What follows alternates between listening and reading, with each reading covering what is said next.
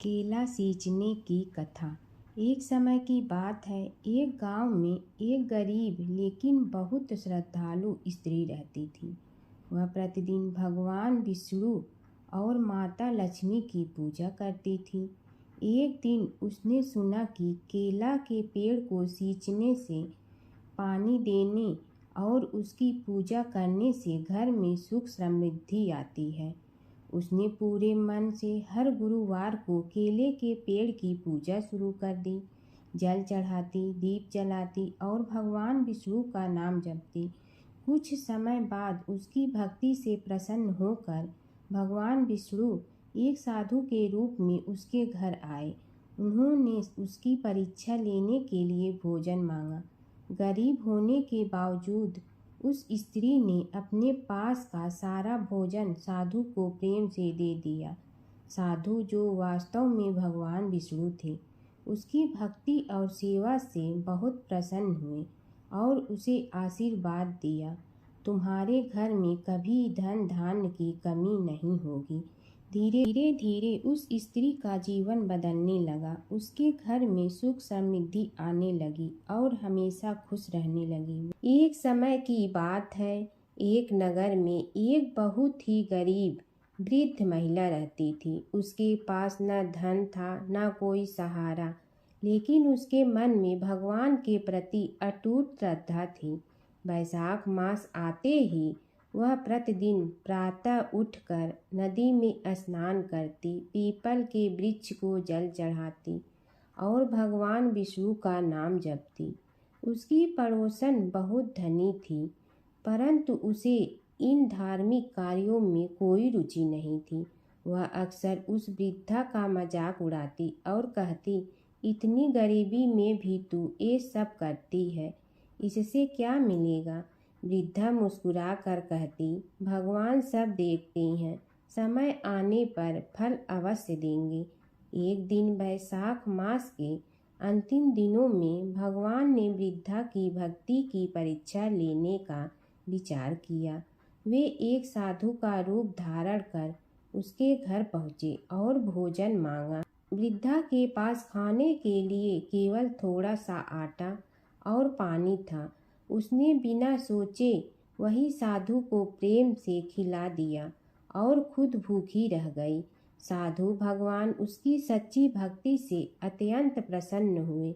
उन्होंने अपना असली रूप दिखाकर कहा, हे माता, तुमने सच्चे मन से सेवा की है, इसलिए मैं तुम्हें वरदान देता हूँ कि तुम्हारे घर में कभी धन धान्य की कमी नहीं होगी।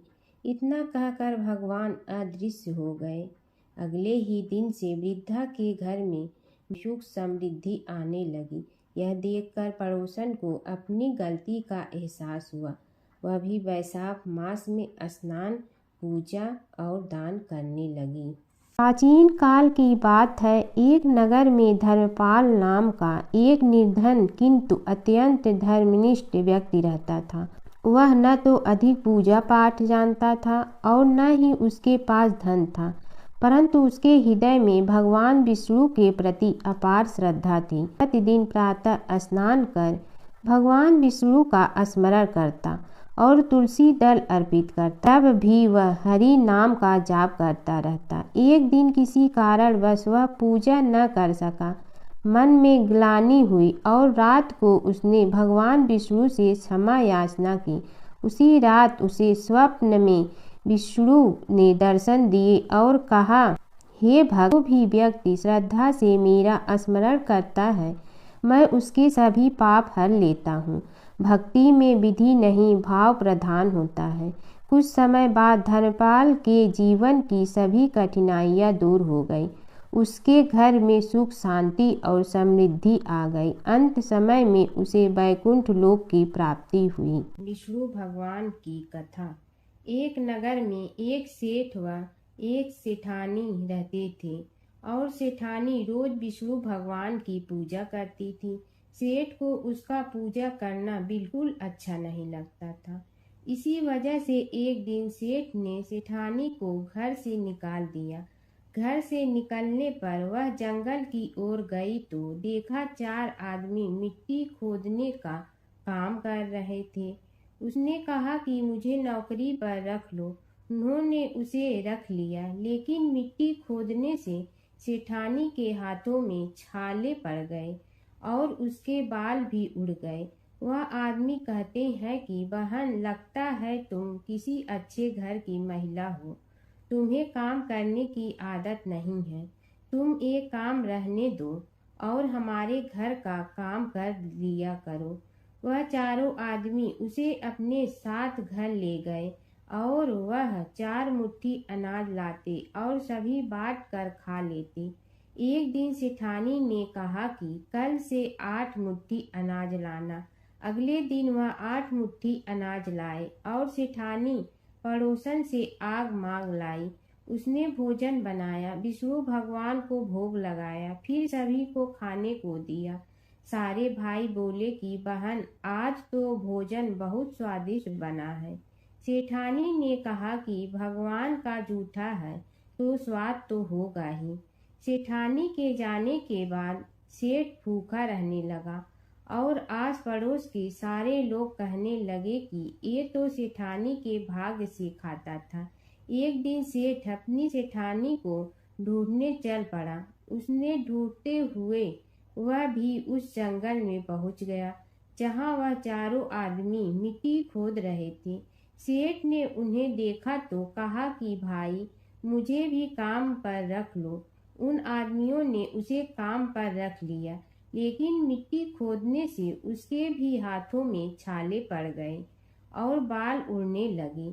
उसकी यह हालत देख चारों बोले कि तुम्हें काम की आदत नहीं है, तुम हमारे साथ चलो और हमारे घर में रह लो। सेठ उन चारों आदमियों के साथ उनके घर चला गया और जाते ही उसने सेठानी को पहचान लिया, लेकिन सेठानी घूंघट में थी तो सेठ को देख नहीं पाई। सेठानी ने सभी के लिए भोजन तैयार किया और हर रोज की भांति विष्णु भगवान को भोग लगाया। उसने उन चारों भाइयों को भोजन परोस दिया, लेकिन जैसे ही वह सेठ को भोजन देने लगी तो विष्णु भगवान ने उसका हाथ पकड़ लिया। भाई बोले कि बहन, ये तुम क्या कर रही हो? वह बोली, मैं कुछ नहीं कर रही हूँ, मेरा हाथ तो विष्णु भगवान ने पकड़ लिया है। भाई बोले, हमें भी विष्णु भगवान के दर्शन कराओ। उसने भगवान से प्रार्थना की तो विष्णु जी प्रकट हो गए।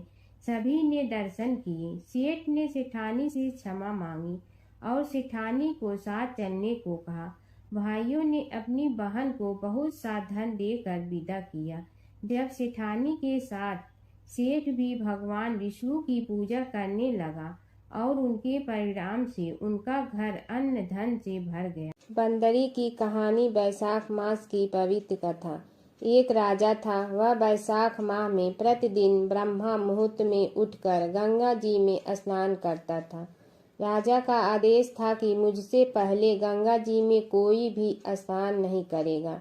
राजा जब गंगा जी में स्नान करने जाते तो उन्हें प्रतिदिन शांत जल के स्थान पर हिलता हुआ हलचल युक्त जल दिखाई देता था।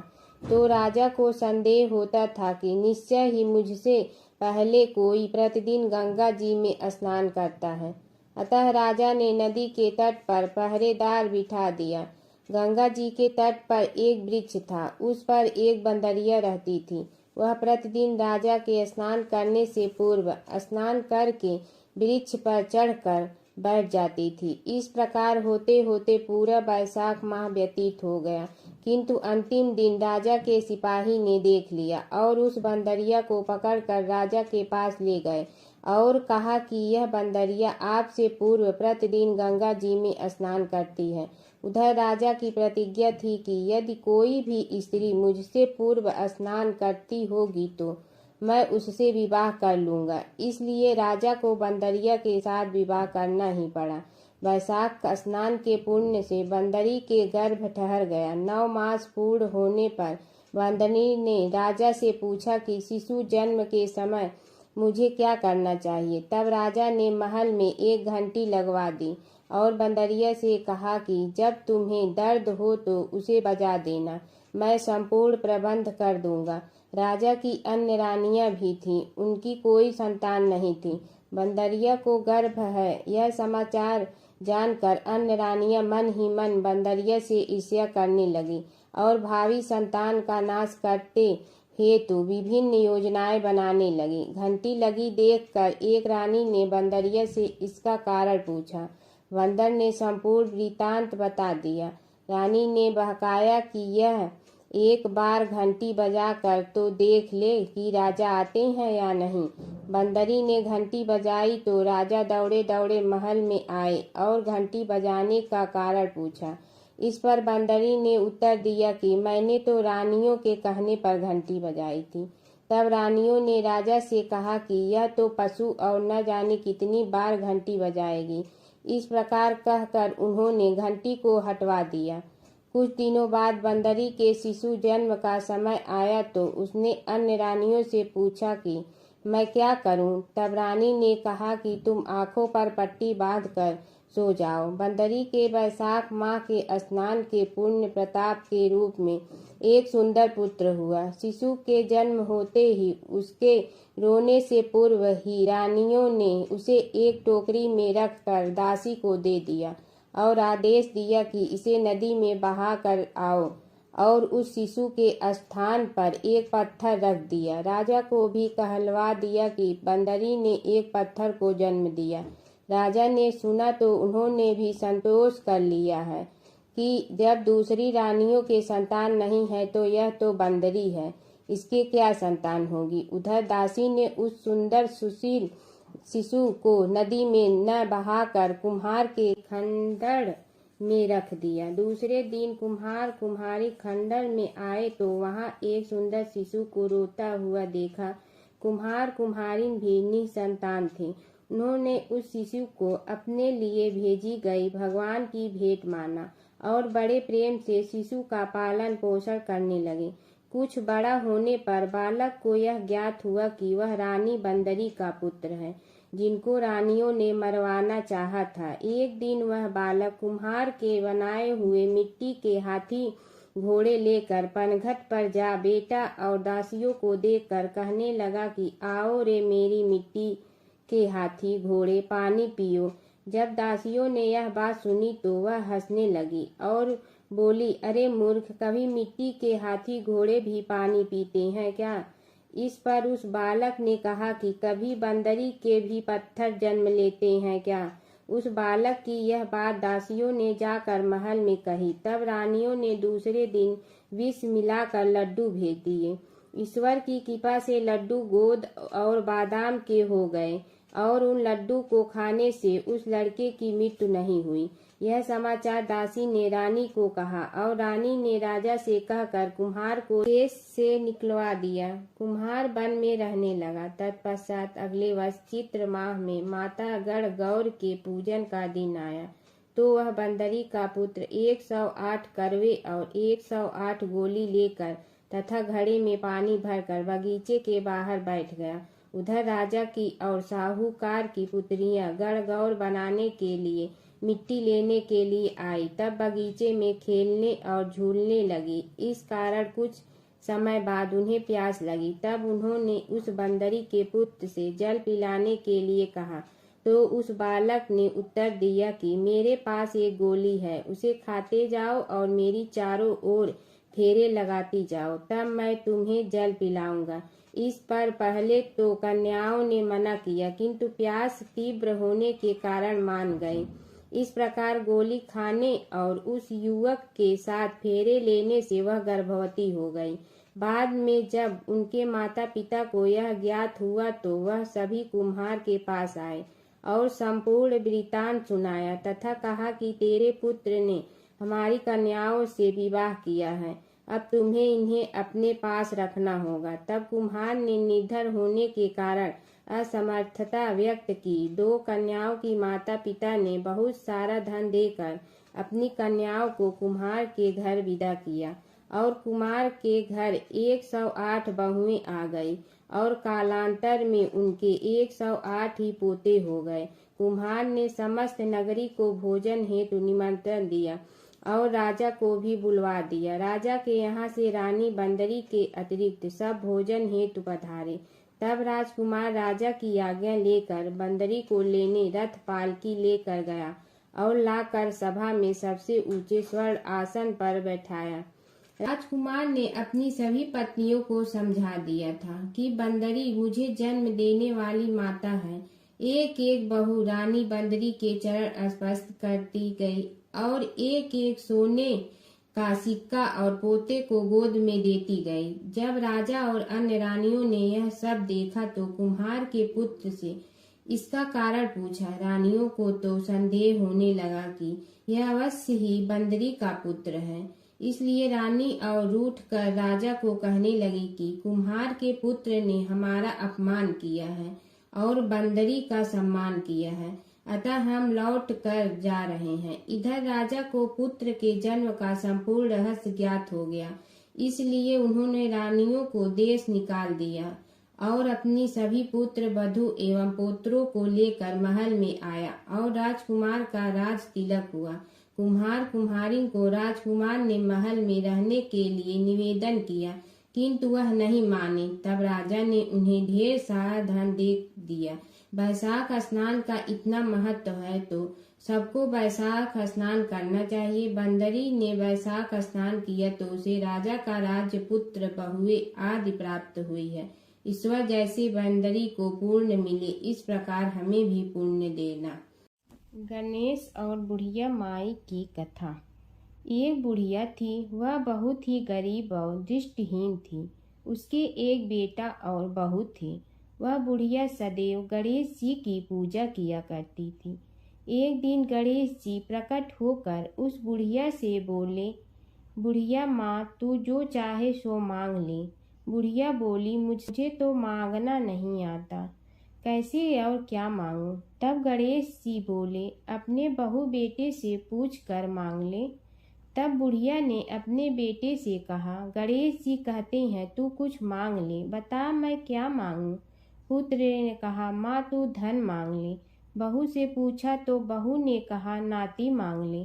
तब बुढ़िया ने सोचा कि ये तो अपने अपने मतलब की बात कर रहे हैं, अतः उस बुढ़िया ने पड़ोसन से पूछा तो उन्होंने कहा, बुढ़िया तू तो थोड़े दिन जियोगी, क्यों तू धन मांगो और क्यों नाती मांगे? तू तो अपनी आँखों की रोशनी मांग ले, जिससे तेरी जिंदगी आराम से कट जाए।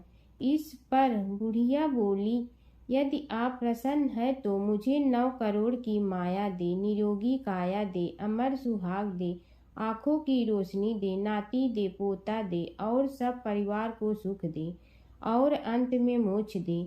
यह सुनकर तब गणेश जी बोले, बुढ़िया माँ, तुमने तो हमें ठग लिया। फिर भी जो तूने मांगा है वचन के अनुसार सब तुझे मिलेगा। और यह कहकर गणेश जी अंतर ध्यान हो गए। उधर बुढ़िया माँ ने जो कुछ मांगा वह सब कुछ मिल गया। हे गणेश जी महाराज, जैसे तुमने उस बुढ़िया माँ को सब कुछ दिया वैसे ही सबको देना।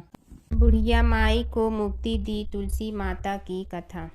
एक बुढ़िया माई तुलसी जी को सींचती और कहती कि हे तुलसी माता, सत की दाता, मैं तेरा बिडला सींचती हूँ, मुझे बहू दे, पीताम्बर की धोती दे, मीठा मीठा घास दे, बैकुंठा में वास दे, चटक की चाल दे, पटक की मोद दे, चंदन का काठ दे, रानी सा राज दे, दाल भात का भोजन दे, 11 की मौत दे, कृष्ण जी का कंधा दे।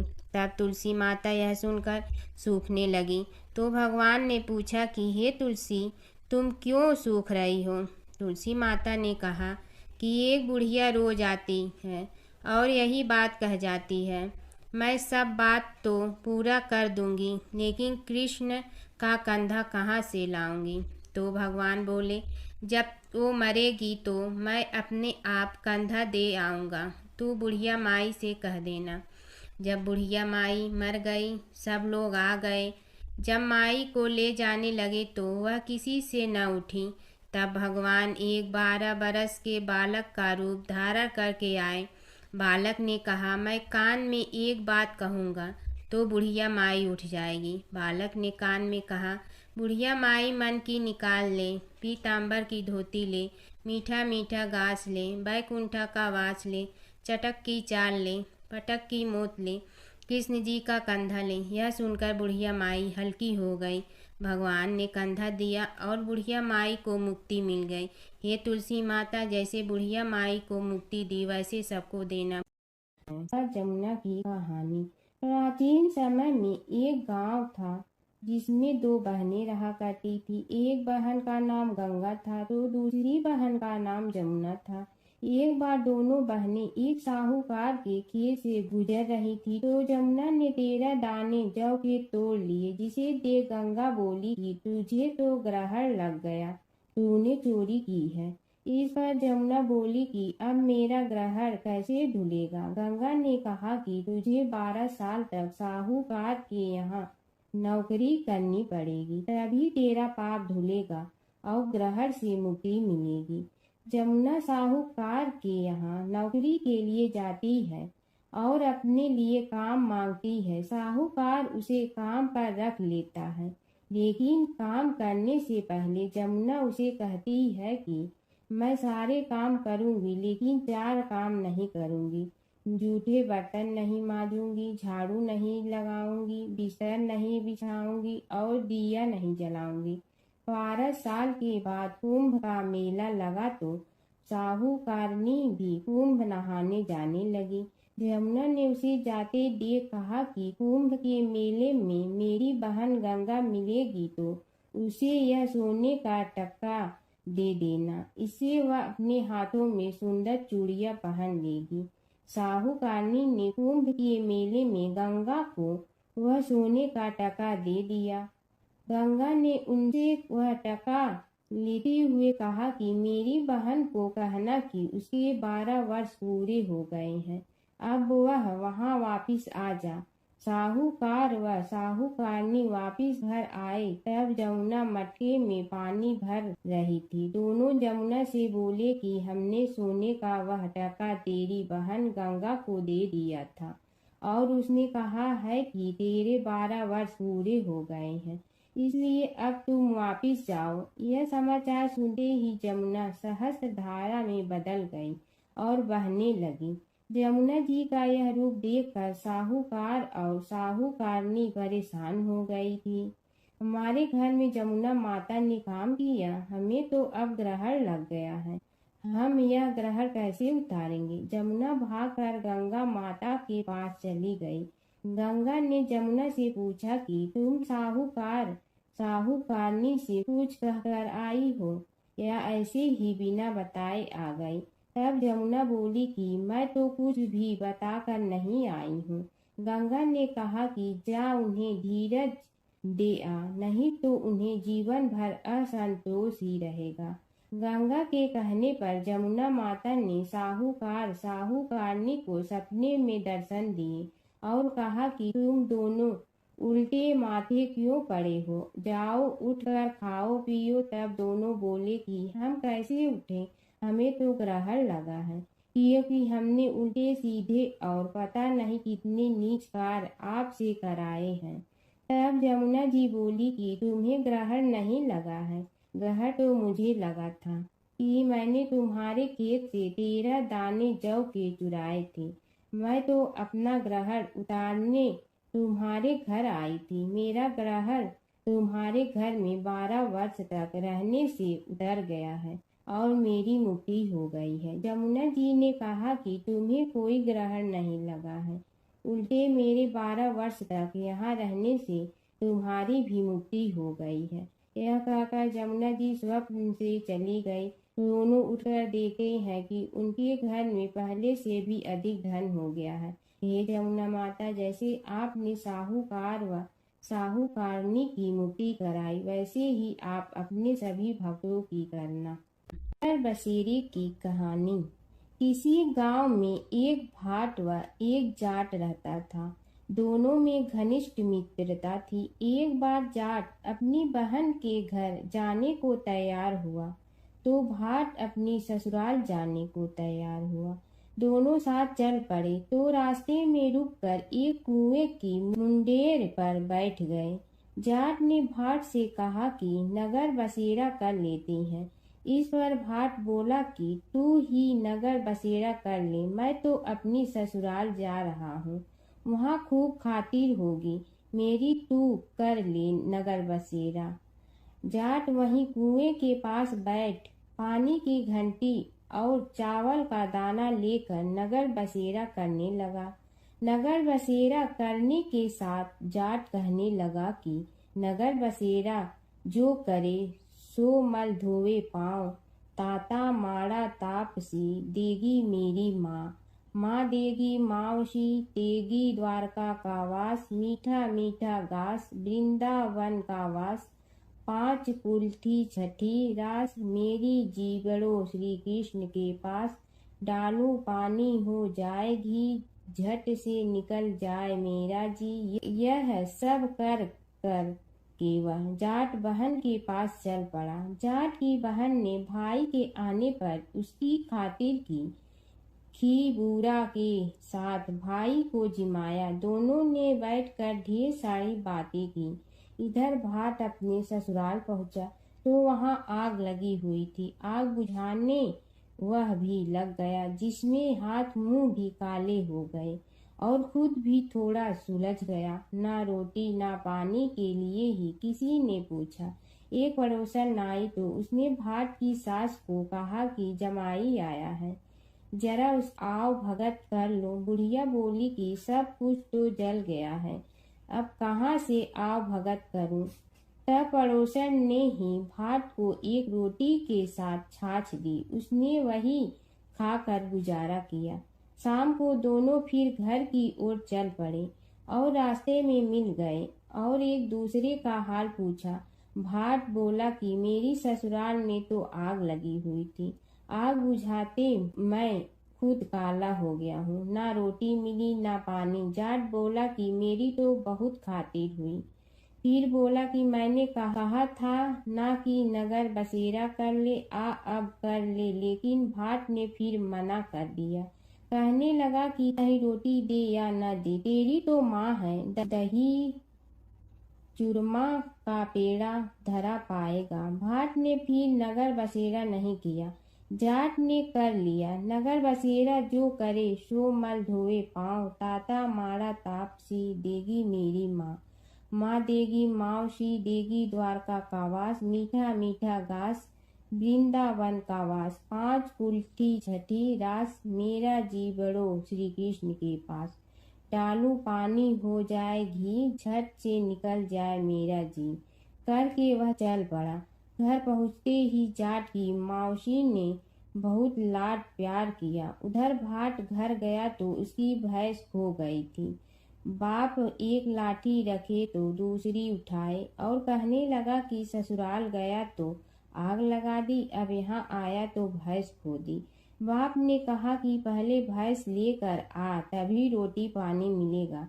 सारा दिन भाट भैंस ढूंढता रहा, लेकिन उसे भैंस नहीं मिली। जाट और भाट की मुलाकात फिर से बाजार में हो गई।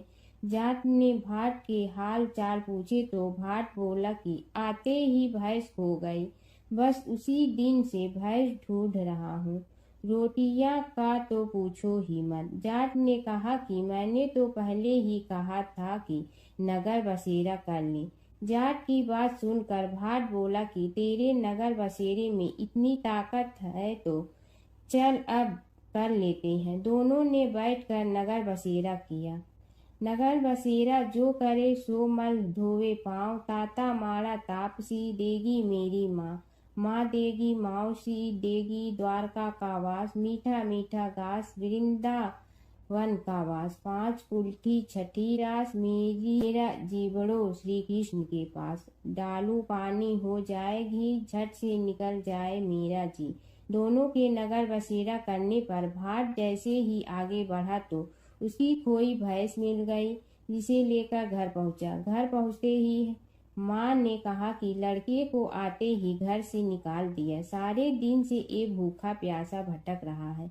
यह कहकर उसकी माँ ने उसको खूब खिलाया पिलाया। इस घटना के बाद सारे नगर में ढिंढोरा पिटवा गया कि कब कोई अपने पीहर या सास से आते जाते नगर बसेरा करें। जैसे भाट को नगर बसेरा करने का फल मिला, वैसे ही हर किसी को मिले। एक बूढ़ा ब्राह्मण था। वह रोज पीपल को जल से सींचता था। पीपल में से रोज एक लड़की निकलती और कहती, पिताजी मैं आपके साथ जाऊंगी। यह सुनते सुनते बूढ़ा दिन ब दिन कमजोर होने लगा। तो बुढ़िया ने पूछा कि क्या बात है। बूढ़ा बोला कि पीपल से एक लड़की निकलती है और कहती है कि वह भी मेरे साथ चलेगी। बुढ़िया बोली कि कल ले आना उस लड़की को, जहाँ 6 लड़कियां पहले से ही हमारे घर में है, वहाँ 7वीं लड़की और सही। अगले दिन बूढ़ा उस लड़की को घर ले आया। घर लाने के बाद बूढ़ा ब्राह्मण आटा मांगने गया तो उसने पहले दिनों की अपेक्षा आज ज्यादा आटा मिला था। जब बुढ़िया वह आटा छानने लगी तो लड़की ने कहा कि लाओ माँ, मैं छान देती हूँ। जब वह आटा छानने बैठी तो परात भर गई। उसके बाद माँ खाना बनाने जाने लगी तो लड़की बोली कि आज रसोई मैं बनाऊंगी। तो बुढ़िया बोली कि ना, तेरे हाथ जल जाएंगे। लेकिन लड़की नहीं मानी। वह रसोई में खाना बनाने गई तो उसने तरह तरह के 36 व्यंजन बना डाले और आज सभी ने भर पेट खाना खाया। इससे पहले वह आधा पेट भूखा ही रहते थे। रात हुई तो बुढ़िया का भाई आया और कहने लगा कि दीदी मैं तो खाना खाऊंगा। बुढ़िया परेशान हो गई कि अब खाना कहाँ से लाऊंगी। लड़की ने पूछा कि क्या बात है माँ। उसने कहा कि तेरा मामा आया है और रोटी खाएगा, लेकिन रोटी तो सबने खा ली है, अब उसके लिए कहाँ से लाऊंगी। लड़की बोली कि तू चिंता मत कर माँ, मैं बना दूंगी। और वह रसोई में गई और मामा के लिए 36 व्यंजन बना दी। मामा ने भरपेट खाया और कहा भी कि ऐसा खाना इससे पहले उसने कभी नहीं खाया है। बुढ़िया ने कहा कि भाई तेरी बावनी भाजी है, उसी ने बनाया है। शाम हुई तो लड़की बोली कि माँ चौका लगा के चौके का दिया जला देना, कोठे में मैं सोऊंगी। बुढ़िया बोली कि ना बेटी, तू डर जाएगी। लेकिन वह बोली कि ना माँ, मैं नहीं डरूंगी, मैं अंदर कोठे में ही सोऊंगी। वह कोठे में ही जाकर सो गई। आधी रात को लड़की उठी और चारों ओर आंख मारी तो धन ही धन हो गया। वह बाहर जाने लगी तो एक बूढ़ा ब्राह्मण सो रहा था। उसने देखा तो कहा कि बेटी तू कहाँ चली। लड़की बोली कि मैं तो दरिद्रता दूर करने आई थी, अगर तुम्हें दूर करवानी है तो करवा लो। उसने बूढ़े के घर में भी आँख से देखा तो चारों ओर धन ही धन हो गया। सुबह सवेरे सब उठे तो लड़की को ना पाकर उसे ढूंढने लगे कि पावनी बेटी कहाँ चली गई। बूढ़ा ब्राह्मण बोला कि वह तो लक्ष्मी माता थी, जो तुम्हारे साथ मेरी दरिद्रता भी दूर कर गई। हे लक्ष्मी माता, जैसे आपने उनकी दरिद्रता दूर की, वैसे ही सबकी करना। एक नगर में एक ब्राह्मण दंपति रहते थे। वे दोनों प्रतिदिन 7 कोस दूर गंगा और यमुना नदी में स्नान करने जाते थे। इतनी दूर आने जाने से ब्राह्मण की पत्नी थक जाती थी। एक दिन उसने अपने पति से कहा कि हमारा एक पुत्र होता तो कितना अच्छा रहता। पुत्र के बहू आती तो हमें घर वापस जाने पर खाना बना हुआ मिलता और बहू घर का काम भी कर देती। अपनी पत्नी की बात सुनकर ब्राह्मण ने कहा कि तूने बात तो सही कही है, चल मैं तेरे लिए बहू ला ही देती हूँ। ब्राह्मण ने कहा कि एक पोटली में आटा डालकर कुछ मोहरे रख दे। ब्राह्मण के कहे अनुसार उसने पोटली बांध कर दे दी। पोटली लेकर ब्राह्मण चला गया। ब्राह्मण सफ़र के दौरान यमुना के किनारे बहुत ही सुंदर लड़कियां दिखाई दी। वे रेत में घर बनाकर खेल रही थीं। उनमें से एक लड़की ने कहा कि मैं अपना घर नहीं बिगाड़ूंगी, मुझे तो रहने के लिए एक घर चाहिए। लड़की की बात सुनकर ब्राह्मण मन ही मन सोचने लगा कि बहू बनाने के लिए यही लड़की उचित है। जब वह लड़की जाने लगी तो ब्राह्मण भी उसके पीछे पीछे उसके घर तक चला गया। वहां जाकर ब्राह्मण ने उस लड़की से कहा, बेटी किसी के घर खाना नहीं खाता, मैं अपने साथ आटा लेकर आया हूँ। तुम अपनी माता से पूछो कि क्या वह मेरे लिए आटा छान कर 4 रोटी बना देंगी? यदि वह मेरा आटा छान कर रोटी बनाएंगी तो ही मैं रोटी खा लूँगा। लड़की ने जाकर अपनी माँ को ये सारी बात बताई। माँ ने कहा, उचित है, जाकर ब्राह्मण देव से कह दो कि वह अपना आटा दे, मैं रोटी बना दूंगी। जब वह आटा छानने लगी तो आटे में से मोहरें निकली। वह सोचने लगी कि जिसके आटे में इतनी मोहरें हैं उसके घर में कितनी मोहरें होंगी। जब ब्राह्मण खाना खाने बैठा तो लड़की की माँ ने उस ब्राह्मण से पूछा, क्या आपका कोई लड़का है और क्या आप उस लड़के की सगाई करने जा रहे हो? यह सुनकर ब्राह्मण ने कहा कि मेरे लड़का तो काशी में पढ़ने गया हुआ है, लेकिन यदि तुम कहो तो खाड़ कटोरे से विवाह करके तेरी बेटी को अपने साथ ले जाऊं। लड़की की माँ ने कहा, ठीक है ब्राह्मण देव। इस पर लड़की की माँ ने लड़की की खाट कटोरे से शादी करके ब्राह्मण के साथ भेज दिया। ब्राह्मण ने घर आकर कहा, रामू की माँ, दरवाज़ा खोल कर देख, मैं तेरे लिए बहू लेकर आया हूँ। ब्राह्मण की पत्नी भीतर से ही बोली, हमारे तो कोई बेटा बेटी नहीं है, तो बहू कहाँ से आए? दुनिया ताने मारती थी, अब आप भी मारने लगे। ब्राह्मण ने कहा, तू दरवाज़ा खोल कर तो देख। जब ब्रह्माणी ने दरवाज़ा खोला तो सामने बहू को खड़ी देखा। उसने बहू का स्वागत किया और आदर सत्कार से अंदर ले गई। अब जब ब्राह्मण अपनी पत्नी के साथ नदी स्नान करने जाता तो पीछे से बहू घर का सारा काम करके और खाना बना कर रखती थी। वह उनके कपड़े धोती और रात को हाथ पैर भी दबाती थी। इस तरह बहुत दिन बीत गए। ब्रह्माणी ने अपनी बहू से कहा कि बहू कभी भी चूल्हे की आग मत बुझने देना और मटके का पानी खत्म मत होने देना। परंतु एक दिन चूल्हे की आग बुझ गई। यह देखकर बहू घबरा गई और भागी भागी अपनी पड़ोसन के पास गई और कहा कि मेरे चूल्हे की आग बुझ गई है, मुझे थोड़ी आग चाहिए। मेरे सास ससुर सुबह 5 बजे से गए हुए हैं, वह थके हुए घर आएंगे, इसलिए मुझे उनके लिए खाना बनाना है। यह सुनकर पड़ोसन ने कहा कि तू तो बावली है, तुझे यह दोनों मिलकर पागल बना रहे हैं। इनके कोई पुत्र नहीं है, ये निसंतान है। बहू ने कहा, नहीं ऐसा मत बोलो, इनका बेटा तो बनारस काशी में पढ़ने गया हुआ है।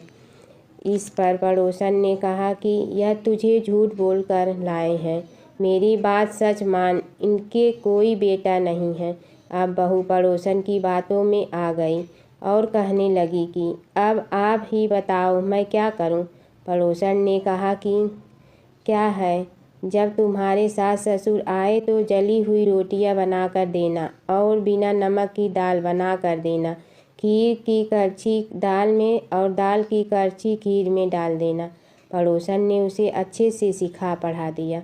फिर जब उसने सास ससुर घर आए तो उसने न तो उनका आदर सत्कार किया, ना ही उनके कपड़े धोए। जब उसने सास ससुर को खाना दिया तो सास बोली, बहू आज यह रोटियां जली हुई क्यों हैं और दाल भी अलूनी है। तब बहू ने पलट कर कहा कि एक दिन ऐसा खाना खा लोगे तो कुछ बिगड़ नहीं जाएगा। तुम्हारा सास ससुर को खड़ी खोटी सुनाकर वह फिर से पड़ोसन के पास गई और बोला कि अब आगे क्या करना है। पड़ोसन ने कहा कि अब तुम सातों कोठों की चाबी मांग लेना। अगले दिन जब भी स्नान करने के लिए जाने लगे तो बहू अड़ गई कि मुझे तो सातों कोठों की चाबी चाहिए। तब ससुर ने कहा कि इसे चाबी दे दो। तब सास ने बहू को चाबी दे दी। सास ससुर के जाने के बाद जब बहू ने दरवाजे खोले तो देखा कि किसी में अन्न भरा है, किसी में धन भरा है और किसी कोठे में बर्तन पड़े हैं। जब उसने सबसे ऊपर का 7वां कोठा खोला तो देखा कि शिव जी, पार्वती माता, लक्ष्मी, गणेश जी, पीपल पथवारी, कार्तिक के ठाकुर, राई, दामोदर, तुलसी जी का बिड़वा, गंगा, यमुना और 33 कोटि देवी देवता विराजमान है। वहीं पर एक लड़का चंदन की चौकी पर बैठा माला जप रहा है। यह सब देखकर उसने लड़के से पूछा कि तुम कौन हो? तब लड़का बोला कि मैं तेरा पति हूँ। अभी दरवाज़ा बंद कर दे, जब मेरे माता पिता आएंगे तब दरवाज़ा खोलना। यह सब देखकर बहू बहुत खुश हुई और 16 श्रृंगार कर सुंदर वस्त्र पहनकर अपने सास ससुर का इंतजार करने लगी। उसने अपने सास ससुर के लिए अच्छे अच्छे पकवान बनाए। जब उसके सास ससुर घर पर आए तो उसने उनका आदर सत्कार किया और प्रेम पूर्वक खाना खिलाया और हाथ पैर दबाने लगी। पैर दबाते दबाते बहू ने कहा कि माँ, आप इतनी दूर गंगा यमुना स्नान करने के लिए जाती हो तो आप थक जाती हो, इसलिए आप घर पर ही स्नान क्यों नहीं कर लेती। यह सुनकर सास कहने लगी कि बेटी, गंगा यमुना घर पर तो नहीं बहती हैं। तब उसने कहा, हाँ माँ जी, बहती हैं, चलो मैं आपको दिखाती हूँ। जब बहू ने 7वां कोठा खोल कर दिखाया तो उसमें शिव जी, पार्वती जी, गणेश जी, लक्ष्मी जी, पीपल पथवारी, कार्तिक के ठाकुर, राई दामोदर, तुलसी जी का बिड़वा गंगा यमुना बह रही थी और 33 कोटि देवी देवता विराजमान हैं। वहीं चौकी पर बैठा एक लड़का माला जप रहा है।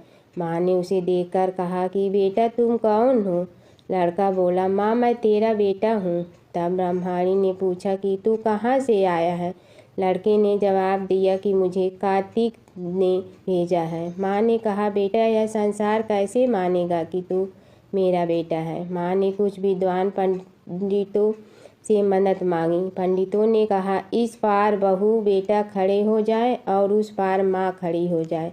माँ ने चमड़े की अंगिया पहनी हो और छाती में से दूध की धार निकलकर बेटे की दाढ़ी मूछ भिगे और पवन पानी से गठजोड़ा बंधे, तब मानेंगे कि यह इस माँ का बेटा है। उसने ऐसा ही किया। चमड़े की अंगिया फट गई और छाती में से दूध की धार निकलकर बेटे की दाढ़ी मूछ भीग गई। पवन पानी से बहू बेटे का गठजोड़ा बंध गया। यह सब देखकर ब्राह्मण और उसकी पत्नी की खुशी का ठिकाना न रहा। हर व्रत कथा के साथ पढ़ी और सुनी जाने वाली लपसी तपसी की यह कहानी। एक तपसी था। तपसी हमेशा भगवान की तपस्या में लीन रहता था। लपसी रोजाना 1.25 सेर की लपसी बनाकर भगवान का भोग लगाकर जीम लेता था। एक दिन दोनों लड़ने लगे। तपसी बोला, मैं रोज भगवान की तपस्या करता हूँ, इसलिए मैं बड़ा हूँ। लपसी बोला, मैं रोज भगवान को 1.25 सेर लपसी का भोग लगाता हूँ, इसलिए मैं बड़ा हूँ। नारद जी वहाँ से गुजर रहे थे। दोनों को लड़ता देखकर उनसे पूछा कि तुम क्यों लड़ रहे हो? तपसी ने खुद के बड़ा होने का कारण बताया और लपसी ने अपना कारण बताया। नारद जी बोले, तुम्हारा फैसला मैं करूँगा। दूसरे दिन लपसी और तपसी नहाकर अपनी रोज की भक्ति करने आए तो नारद जी ने छुपकर 1.25 करोड़ की एक एक अंगूठी उन दोनों के आगे रख दी। तपसी की नज़र उस अंगूठी पर पड़ी जो उसने चुपचाप अंगूठी उठाकर अपने नीचे दबा ली। तब लपसी की नज़र अंगूठी पर पड़ी, लेकिन उसने ध्यान नहीं दिया। भगवान को भोग लगाकर लपसी खाना खाने लगा।